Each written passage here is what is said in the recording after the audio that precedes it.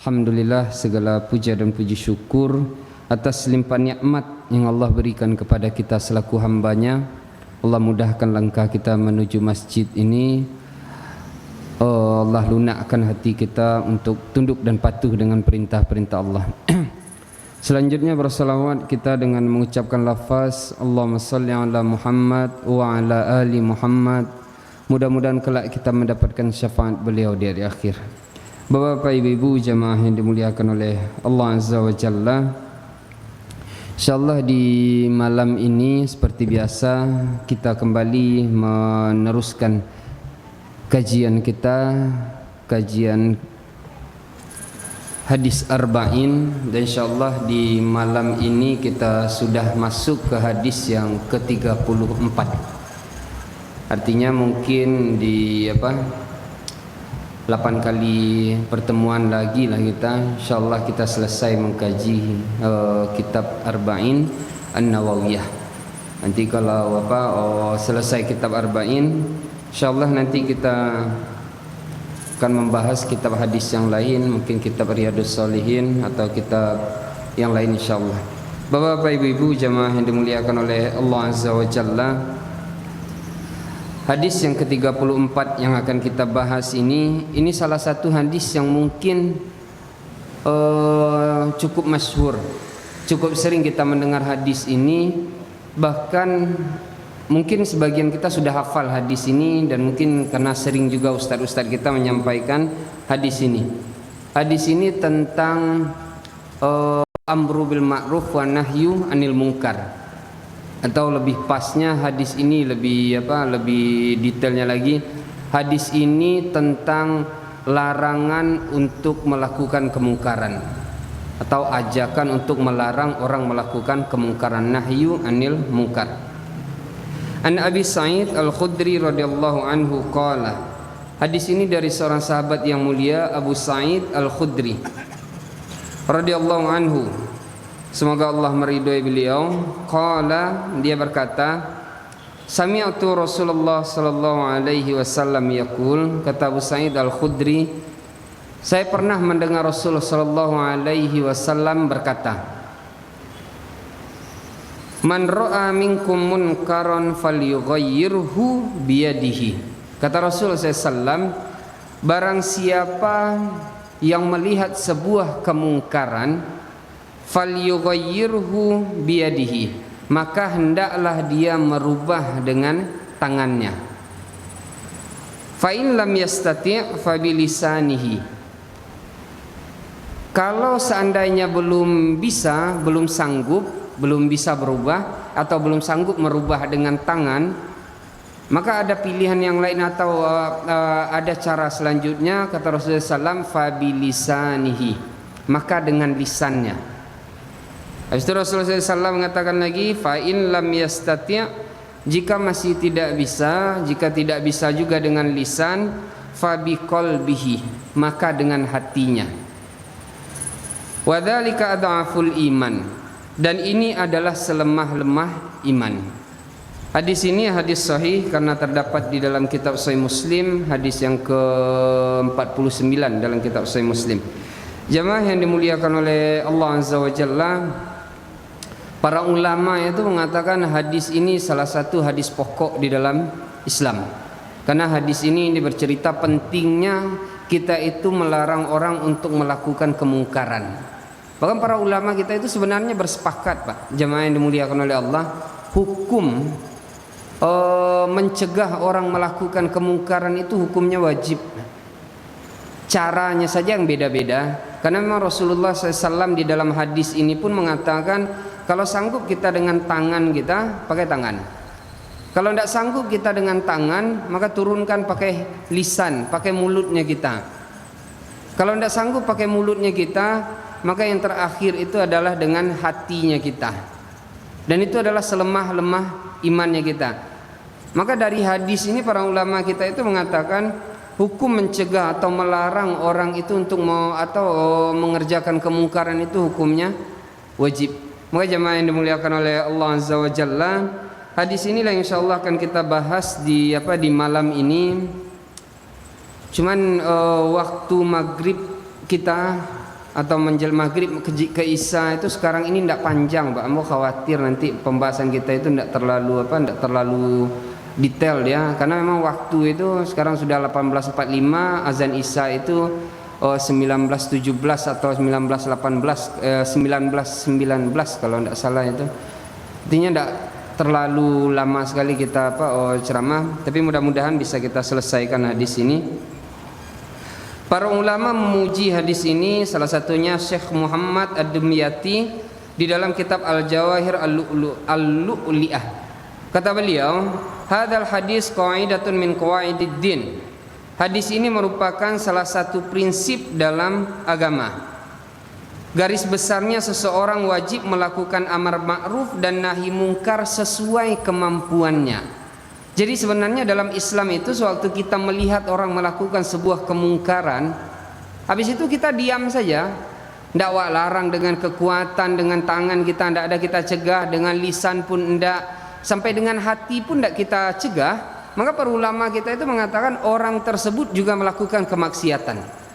Jadi kalau saja kita melihat orang melakukan kemaksiatan, maka sebenarnya kita pun sedang melakukan kemaksiatan, Pak. Nah, itu bahayanya. Jadi dalam Islam mencegah orang melakukan kemaksiatan itu hukumnya kewajiban. Makanya Rasul itu memberikan pilihan, bukan pilihan, ini sebenarnya bukan pilihan tapi tingkatan. Kalau sanggup engkau dengan tangan, maka dengan tangan. Tidak boleh sewaktu kita memiliki kekuatan, memiliki jabatan, kita tidak bisa memakai hati saja untuk mencegah kemungkaran, itu tidak boleh. Karena urutan yang paling pertama, kalau sanggup dengan tangan, maka kerjakan dengan tangan. Tapi kalau tidak sanggup, pakai lisan. Kalau tidak sanggup juga, baru dengan hatinya kita. Apa yang dimaksud dengan tangan, apa yang dimaksud dengan lisan, apa yang dimaksud dengan hati, insyaallah nanti kita jelaskan apa yang dikatakan oleh para ulama kita tentang yang tiga itu.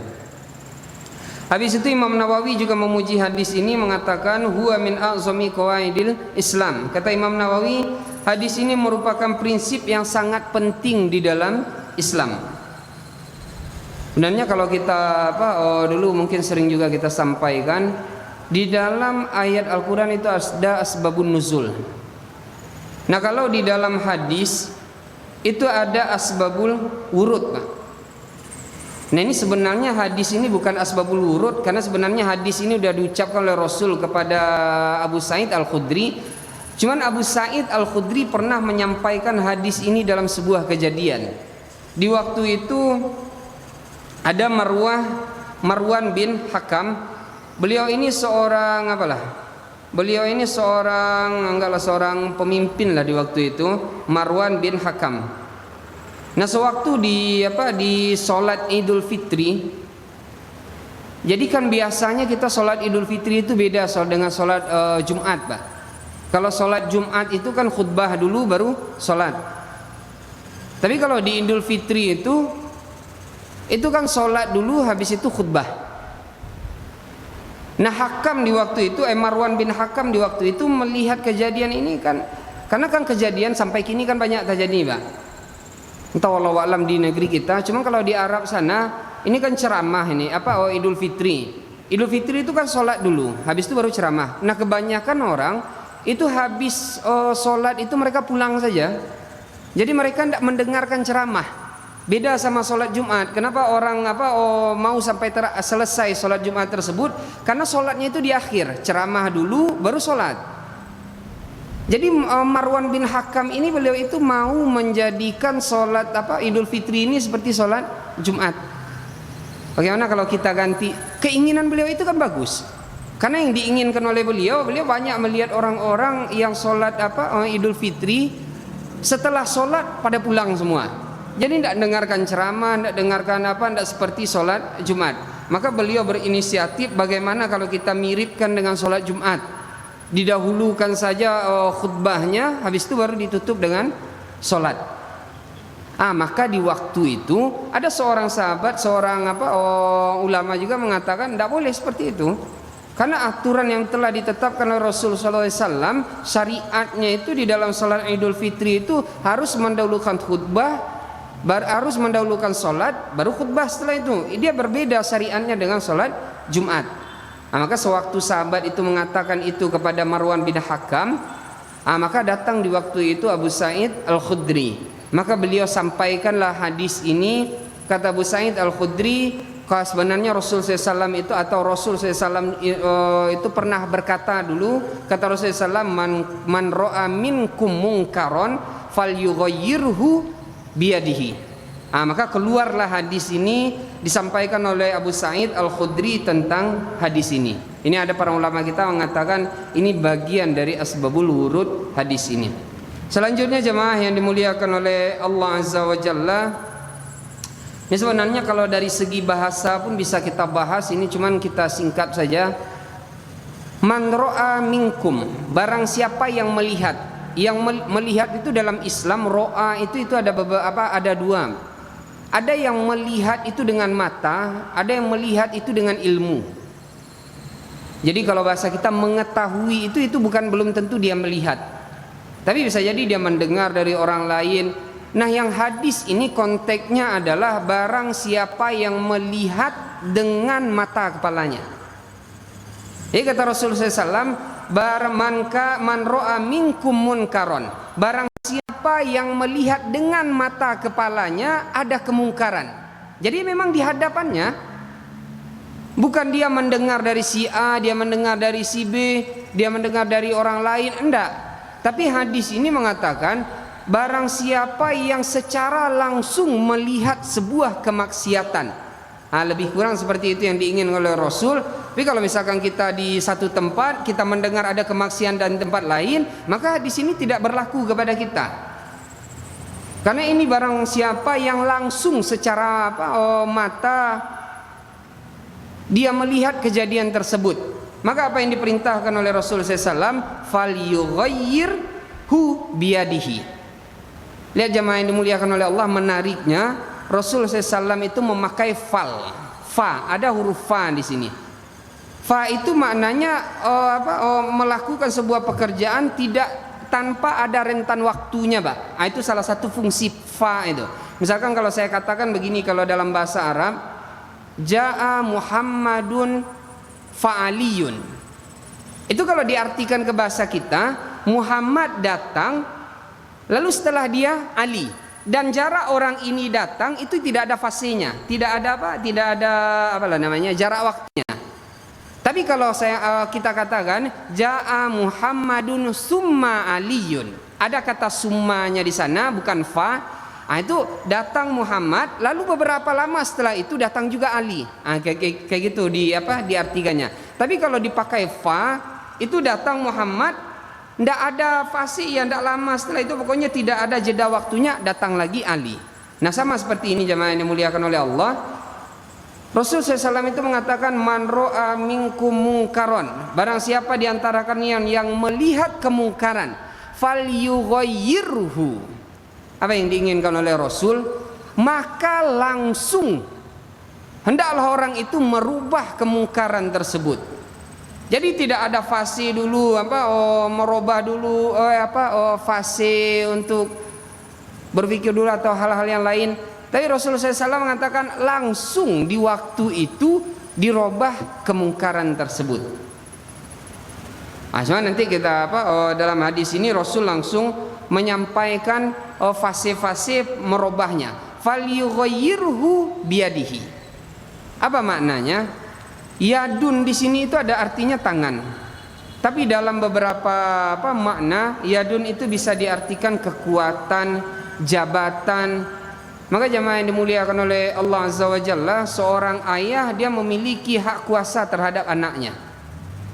Maka sewaktu seorang ayah melihat anaknya melakukan kemungkaran, maka dia dengan kuasanya itu menghentikan anaknya. Dengan tangannya lah dia menghentikan kemungkaran yang dilakukan oleh anaknya. Jadi kalau orang tua itu diam saja, dia hanya berdoa saja, ya Allah lunakkan hati anak saya, tapi dia tidak pernah merubah anaknya biyadihi, dengan tangannya, dengan dengan kekuasaan yang dia miliki di rumah, maka dia keliru.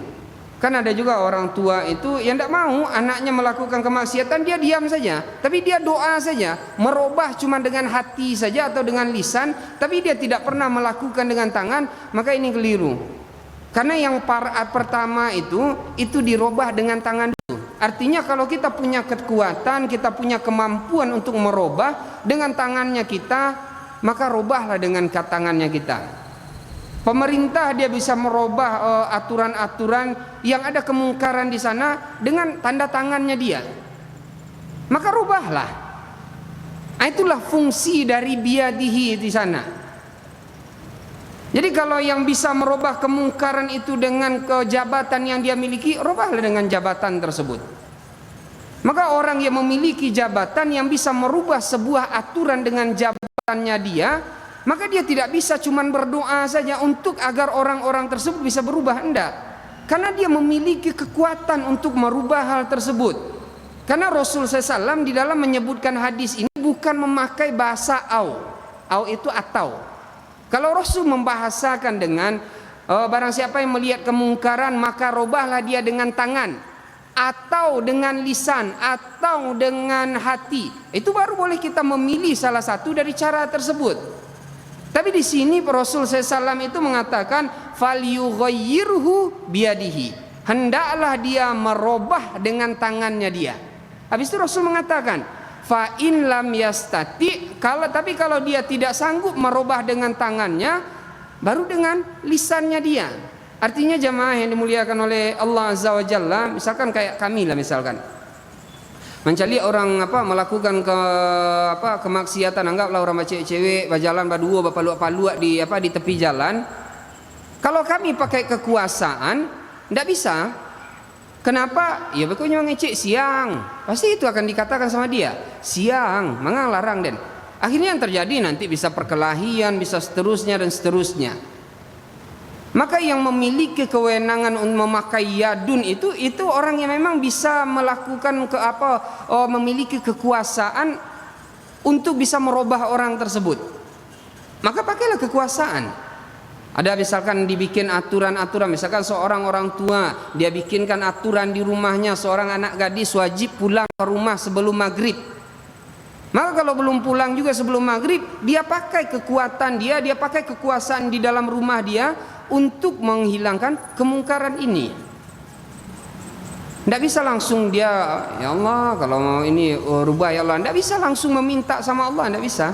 Karena kita diperintahkan pertama kali usahakan dengan tangannya kita sendiri. Tapi kalau kita tidak memiliki kekuatan, tidak mampu merubah dengan tangannya kita, maka Rasulullah SAW mengatakan fa in lam yastati fa bilisanihi. Kalau tidak sanggup kita dengan tangan kita, maka dengan lisan kita. Karena tidak semua orang sanggup merubah orang lain itu dengan tangannya. Tidak semua kita sanggup merubah orang lain dengan tangannya kita. Maka Rasulullah SAW kalau tidak sanggup engkau dengan tangan, engkau tidak memiliki kekuatan, engkau tidak memiliki jabatan, tidak memiliki apa-apa, maka cara yang kedua fabilisanihi. Pakai lisan. Kita sampaikan baik-baik kepada dia. Habis itu kita katakan hukumnya begini-begini. Maka jamaah yang dimuliakan oleh Allah Azza wa Jalla, ini yang harus juga kita ingat. Bab menyuruh orang atau bab melarang orang melakukan kemungkaran itu dalam Islam hukumnya wajib. Melarang, mencegah orang melakukan kemungkaran itu hukumnya wajib. Tapi berubah orang itu atau tidak itu bukan urusan kita. Yang wajib itu menyampaikan bahwasanya apa yang mereka kerjakan itu sebuah dosa. Kita melarang mereka mengerjakan hal tersebut. Tapi kalau mereka masih mengerjakan itu sementara kita sudah melarang mereka, itu bukan urusan kita lagi. Karena sekelas Rasul Shallallahu Alaihi Wasallam, apakah setiap dakwah yang dia sampaikan kepada orang-orang kafir Quraisy itu diterima oleh orang kafir Quraisy? Enggak. Karena masalah hidayah itu urusannya Allah. Bahkan yang orang lain, pamannya Rasul SAW saja sewaktu beliau dakwahi tidak terima. Artinya kewajiban kita itu menyampaikan kebenaran, mengatakan yang mungkar itu sebuah kemungkaran, kita mencegah mereka melakukan kemungkaran, amuah atau tidak dia, itu urusannya beda lagi. Maka dalam ayat Al-Quran itu kan Allah mengatakan fadzakir, maka ingat kata Allah, innama anta bimunzir, sesungguhnya engkau itu cuman mengingatkan, walasta alaihim bimusaitir, Dan engkau tidak memiliki kekuasaan, engkau tidak memiliki kuasa untuk merubah orang tersebut. Jadi yang bisa kita lakukan itu ya kita nasihati. Kayak ustadz tugasnya dia di atas di mimbar, kita sampaikan dalilnya, kita sampaikan hukumnya. Terlepas orang mau berubah atau enggak, itu urusannya beda lagi, jemaah yang dimuliakan oleh Allah Azza wa Jalla. Karena memang di dalam ranah dakwah itu ya enggak semua orang yang mendengar dakwah itu ya pasti akan berubah, kan enggak juga, jemaah yang dimuliakan oleh Allah Azza wa Jalla. Jangan ke kajian-kajian di masjid tablik akbar yang datang ribuan orang, itu terkadang balik dari tablik akbar itu parangai yang mereka biasanya melakukan dosa, apakah mereka itu bisa langsung berubah? Alun tahu aja lah, Pak. Kadang ada yang datang ke tablik akbar tuh ceweknya tuh aduh, Pak. Mau datang ke tablik akbar jo ceweknya, selesai dari tablik akbar pulang lo balik jo ceweknya. Ada yang berubah kah? Enggak. Tapi itulah jamaah yang dimuliakan oleh Allah Azza wa Jalla, tugas kita itu innama anta bimunzir. Kita itu cuma mengingatkan kepada siapa saja, kita tidak memiliki kekuasaan atau kuasa untuk merubah orang tersebut. Itu juga orang tua kepada anak. Orang tua kepada anak tugasnya dia adalah menasihati anak tersebut, menunjuki anak itu kalau anak itu melakukan sebuah kemaksiatan. Nah itu kan bunyi dalam surat Tahrim itu kan jelas, ya ayyuhalladzina amanu qu, kata Allah, anfusakum, jaga diri kalian, setelah itu jaga keluarga kalian, kata Allah Azza wa Jalla. Nah sekarang jamaah yang dimuliakan oleh Allah, ini sering juga orang yang bertanya, apakah setelah kita banyak orang tua lah menasihati anak tidak jauh muah berubah. Sementara dalam perkataan ustaz-ustaz yang lain, orang tua itu bertanggung jawab terhadap dosa anaknya. Misalkan seorang anak perempuan, dia tidak memakai jilbab, orang tuanya dapat dosakah? Kalau dari awal orang tuanya no komen anaknya tidak berjilbab, maka dia dapat dosa. Dia dapat dosa dari apa yang dikerjakan oleh anaknya. Dari awal anaknya itu tidak berjilbab, dia tidak ada komen apa-apa, yo rancak, bahkan dipuji-puji, rancak kau tidak berjilbab lah. Itu orang tuanya gadang dosanya, Pak.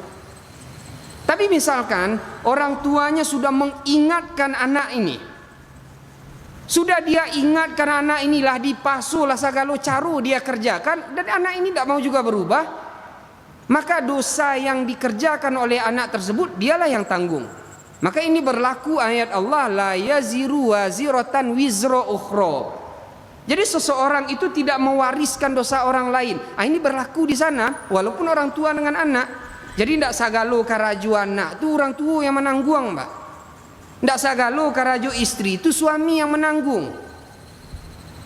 Tapi kalau seorang suami dia biarkan istrinya melakukan kemaksiatan, no komen saja, Pak. Dia no komen saja.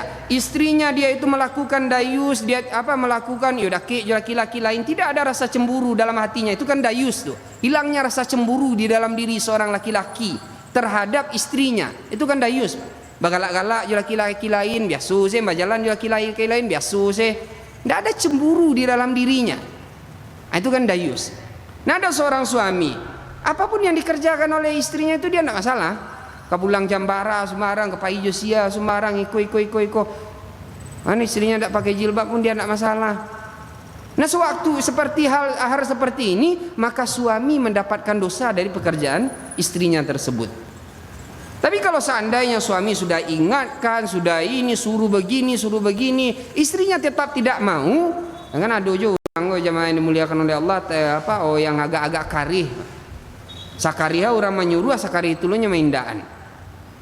Nah kalau sudah disuruh habis itu orang itu tetap tidak mau, maka urusan dosa itu tanggung surang-surang ya jemaah yang dimuliakan oleh Allah Azza wa Jalla. Nah Bapak Ibu-ibu yang dimuliakan oleh Allah, selanjutnya setelah kita merubah dengan lisannya kita. Lisan itu para ulama itu bersepakat juga sewaktu di dalam hadis itu lisan itu masuk juga jempol di zaman sekarang. Jadi bisa jadi kita melihat sebuah kemaksiatan di satu tempat nampak sama kita tidak sanggup untuk merubah dengan tangan kita. Maka kita bisa memakai media sosial, misalkan sindia orang tersebut atau kita lewat kita katakan lewat WA dan seterusnya, itu sama bagian dari bilisanihi. Karena kan sekarang lisan itu kan termasuk juga jempol. Makanya nanti para ulama kita, ulama kontemporer itu mengatakan hadis yang mengatakan la tazalu qadama 'abdin yaumal qiyamah, tidak akan beranjak kaki seorang hamba di hari kiamat. Hatta yus'alu an umrihi fima afnah, sampai dia itu ditanya tentang umurnya kemana dia habiskan. Wa an mali min aina iktasabahu wa fima anfaqahu. Yang kedua tentang hartanya dari mana dia dapatkan, kemana dia habiskan. Yang ketiga wa an ilmi fima fa'al, tentang ilmunya dia kerjakan untuk apa. Nah yang keempat kan yang akan ditanya wa an jismi fima ablah, tentang tubuhnya dia itu dia kerjakan untuk apa. Para ulama kita mengatakan lisan ini akan diminta oleh Allah pertanggungjawaban, dan lisan ini yang paling berat nanti untuk mempertanggungjawabkan. Nah di zaman sekarang yang dimuliakan oleh Allah, banyak orang-orang yang memang tidak ada keluar dari rumah, dia cuma kerjanya di rumah saja, jarang keluar dari rumah, tapi pegangannya HP saja, tidak ada mengecek orang lain, tapi jari dia lebih kasar daripada mulut orang lain. Itu dosanya sama aja dosa mulut itu, kok mempertanggung jawabannya.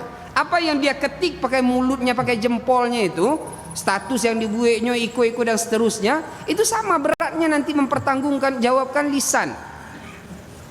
Maka hadis-hadis yang berkaitan dengan lisan yang disampaikan oleh Rasul 14 abad yang lalu itu sekarang berlaku kepada jempol kita ini, Pak.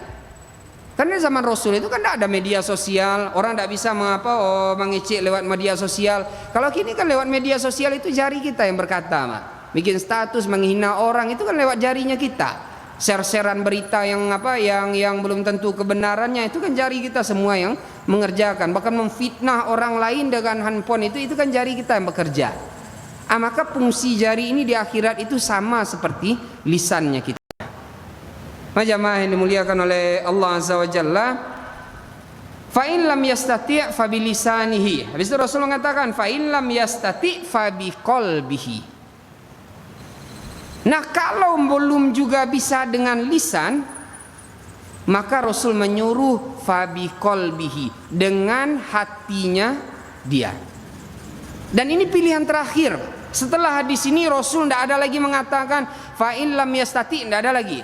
Kalau belum bisa juga dengan hati, Rasul kan tidak ada. Rasul cuma sampai fabi qalbihi. Artinya apa jemaah yang dimuliakan oleh Allah? Kalau dengan tangan kekuasaan tidak semua orang memiliki. Kalau dengan lisan tidak semua orang pandai mengecek, Pak. Tidak semua orang punya podium untuk berbicara. Tidak semua orang pandai menulis status dengan bahasa yang rapi di internet. Jadi tidak semua orang memiliki kekuatan di lisan. Lisan ini tidak semua orang.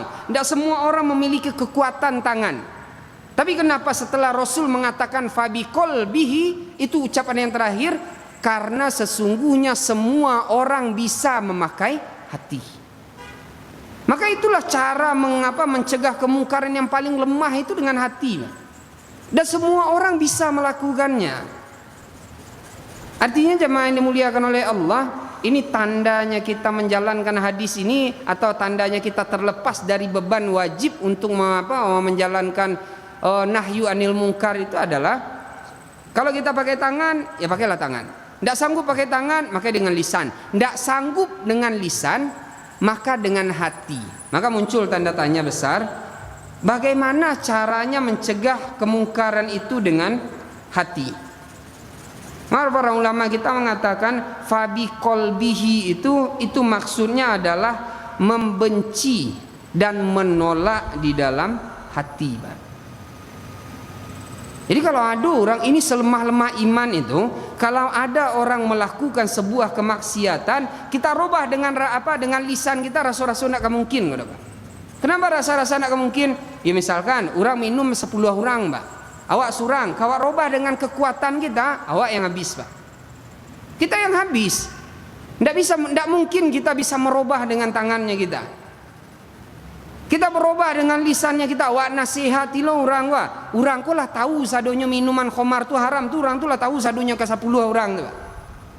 Apa lagi mau kita katakan? Nah maka cara yang terakhir yang bisa kita pakai untuk agar kita terlepas dari beban nahyu anil munkar itu adalah kita tampakkan kebencian kepada perbuatan mereka. Jadi jangan sampai biasa sih, biasa sih. mencari orang apa, mau cakap mencari orang gay mak di tempat awak gua. Ayo awak ndak mangarajuan, yo awak ndak gay doh. Ya awak ndak bukan tipikal orang yang laki-laki suka ke laki-laki, kita ndak.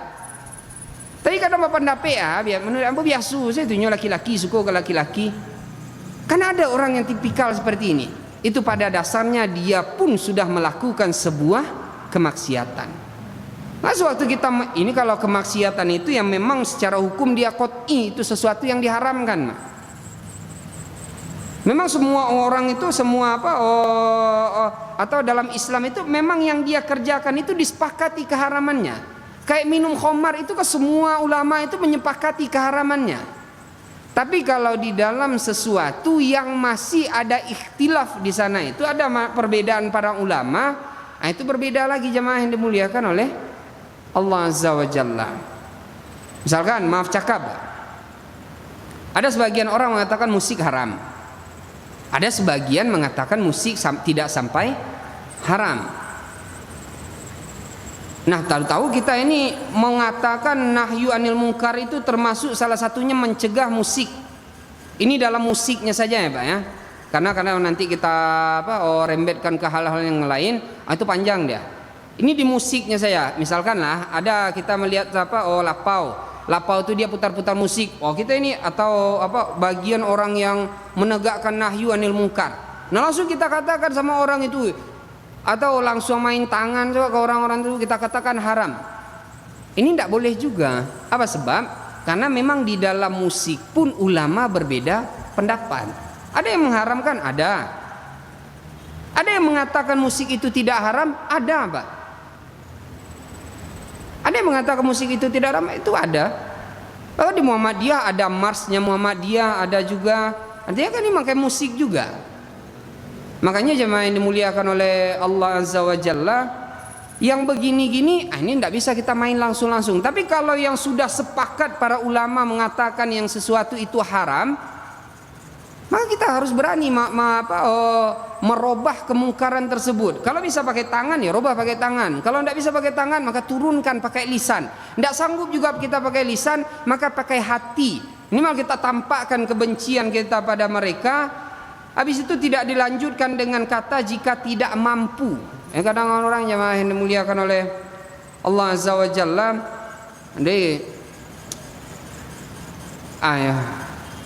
Mbak dulu pernah aja mencerita nih Pak. Pernah Mbak salah satu ketika adalah semacam jamaah datang ya kamu kita membahas masalah halal haram juga di waktu itu. Habis itu dia datang, dia kata begini, Ustaz, punya anak itu ibarat pohon durian. Pohon durian itu kan kalau lah sampai musimnya Ustaz, baca romantian durian itu berbuah. Yang kata bapak itu Mas. Jadi bapak itu ingin mengatakan begini, samulo aja anak itu Ustaz. Anak itu kalau lah sampai di usia remaja, baca runya melarangnya itu cewek Ustaz. Itu kan kata bapak itu. Artinya bapak itu seolah-olah dia menormalisasikan anak-anak yang kalau sudah sampai ke usia remaja cewek-cewek itu dia menganggap hal yang normal saja. Ya ibarat pohon lah, kalau pohon durian tuh kalau lah tiba musim berbuah tuh Pak baca rumah larang pohon durian tuh berbuah. Maka kalau kita kaitkan buah durian tuh itu betul lagi siapa tuh Pak. Ya kalau anak kalau sampai masa remaja dia bagaimana cara melarang dia untuk bercewek. Tapi kan dalam Islam itu perintahnya itu larangannya itu jelas. Larangannya itu jelas. Banyak sekali hadis-hadis yang melarang orang-orang untuk berduaan yang bukan mahram, orang seorang laki-laki bersentuhan dengan yang bukan mahram. Itu banyak sekali. Dan itu menyatakan keharaman perbuatan tersebut. Maka beliau itu memakai akal menjelaskan tentang menolak sebuah hukum. Maka ambo jawab lo akal Pak. Ambo kecian. Bagi ambo mudah untuk melarang atau untuk menjadikan pohon tidak berbuah. Kambo karena dia memakai akal di waktu itu mengkiaskan dengan pohon durian, maka menjawab dengan mengkias ke pohon durian. Ambo kalau ingin pohon durian itu tidak berbuah Pak, mudah semua ambo. Ambo ambil kapak pohon durian itu tabang Pak. Ijankan buah yang tidak tumbuh Pak, jo pohon-pohon tumbang. Ambo kecam dia itu Pak. Artinya apa? Ya memang kalau ingin merubah sesuatu itu butuh ketegasan Pak. Tidak mau menormalisasikan. Kan gini, dalam kaidahnya itu kan dikatakan idza sakatal alim, bukan. Apa kalau dalam kaidah lupa bahasa Arabnya. Jadi kalau lebih kurang bahasa Indonesianya itu, jika orang-orang yang tahu tentang ilmu tersebut diam saja melihat sebuah kemaksiatan, maka yang paling dikhawatirkan itu adalah fazonna ahlul batil annahu alal haq. Idza sakata ahlul haqqi alal batil fazonna ahlul batil annahu alal haq. Itu yang paling takwian itu. Kalau diam saja orang yang tahu kebenaran melihat sebuah kebatilan, orang melakukan kemaksiatan, kemungkaran, yang paling kita khawatirkan adalah pelaku kemungkaran itu menyangka yang mereka kerjakan itu bukan sebuah kemungkaran. Kan itu yang paling takwian. Kalau kita diam saja melihat anak-anak muda kita, cewek berduduk, yang takwid mereka model di Eropa tu, Pak. Di Eropa itu kan tidak ada masalah orang-orang melakukan hal seperti itu. Artinya dinormalisasikan keadaan seperti ini.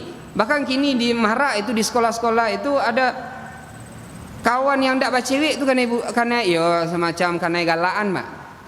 Artinya memang menjadi tren, bahkan dinormalisasikan menjadi sesuatu yang normal, bahkan menjadi berlomba-lomba orang lah sampai kaum muasa gitulah sakela segitu itu harus punya cewek, Pak. Aduh, pasangannya surang-surang.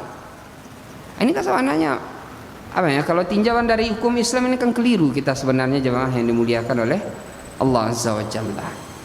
Maka Bapak Ibu-ibu yang dimuliakan oleh Allah Azza wa Jalla, hadis ini merupakan landasan pokok dalam masalah amar ma'ruf dan nahi mungkar. Namun dalam hadis ini lebih fokus kepada masalah kemungkaran. Jadi hadis ini pokoknya sebenarnya amar ma'ruf dan nahi mungkar. Cuma kalau kita lihat teksnya ini lebih kepada nahyu anil mungkar, pencegahan kepada sesuatu yang sifatnya atau sesuatu yang mungkar. Selanjutnya Bapak-bapak, Ibu-ibu, jamaah yang dimuliakan oleh Allah Azza wa Jalla, apa pelajaran yang bisa kita ambil atau rambu-rambu dari nahi mungkar itu apa saja? Karena ada juga orang kini mencegah kemungkaran itu, cuman apa yang dia niatkan dari mencegah kemungkaran? Ini ada sebenarnya rambu-rambu. Jadi kalau mencegah kemungkaran itu ada kala rambu-rambu ini di dalam hati kita. Yang pertama itu, ya memang niat kita itu ikhlas, Pak. Tidak aduh karena apa-apa. Kayak gini banyak aja orang mencegah kemungkaran, cuma di belakangnya kok video mamanya menshooting, Pak. Yang dia inginkan viral. Sewaktu dia itu viral, jadi konten. Habis itu dapat cuan dari sinan. Ini kan jadi permasalahan dia. Maka yang pertama itu harus ada niat yang ikhlas. Habis itu memiliki ilmu terkait yang dia ingkari tersebut. Maka jemaah yang dimuliakan oleh Allah Azza wa Jalla, karena waktu Isya sudah masuk, maka kita simpulkan kajian kita di malam hari ini. Kewajiban seorang muslim salah satunya itu adalah mencegah orang lain melakukan kemungkaran. Dan cara kita mencegah itu ada 3 tingkatan. Bisa kita dengan tangan, atau kita yang pertama dengan tangan, tak bisa dengan tangan kita dengan lisan, tak bisa dengan lisan maka kita pakai hatinya kita.